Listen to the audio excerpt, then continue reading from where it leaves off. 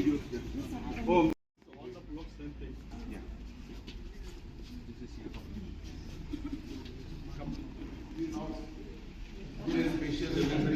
All blocks, it was going to do all 46 blocks. It was a big task.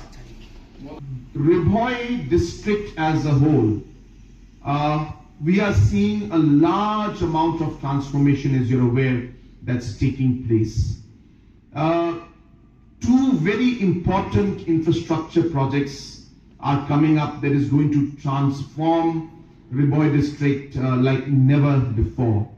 And one of them is the airport expansion project. And I'm happy to inform all of you that it is very much on track. We have completed different aspects of land acquisition. We are in the final stages of giving the environmental clearances.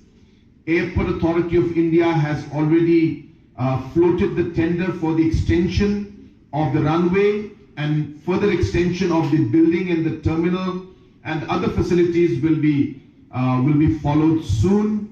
It will be a project of close to 500 crores.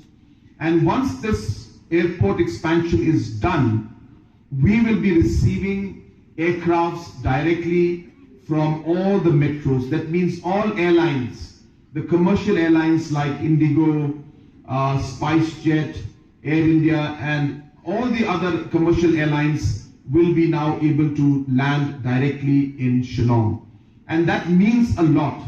It means, number one, of course, that our people don't have to go all the way to Guwahati. It also means that the tourists and other passengers can come straight to Umroi, to Bhoirymbong, and then to Shillong. It means that our local economy, whether it is our taxi drivers, whether it's the different people involved in the transport, accommodation, all of these things will grow.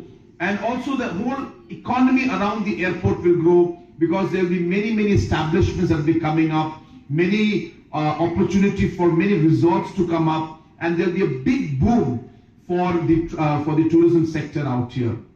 The second big information which we all know is the express highway that's going to come up, the 25,000 crore plus project, which is the largest project that Meghalaya has ever seen. A lot of the civil subdivisions did not have buildings.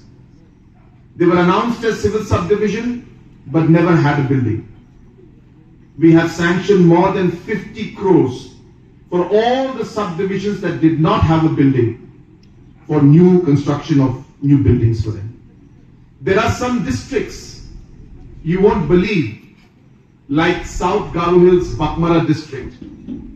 They just recently celebrated 33 years of their district being granted to them. And you will not believe, they did not have a DC office till now. It was only last year that we sanctioned a DC office for Bakmara. Work is going on. All the new districts that we have announced, we have sanctioned money for those new buildings to come up in those districts also. Police stations and the SP offices, there was no repair maintenance for them. And you know why?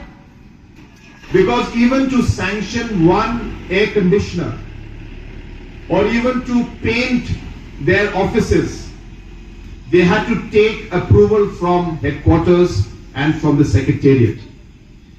And the power to sanction was less than 50,000 rupees, which means even to buy an AC, they would have to wait for almost a year and a half to 2 years before the SP could buy an AC or even paint the Thana. We decided to decentralize things.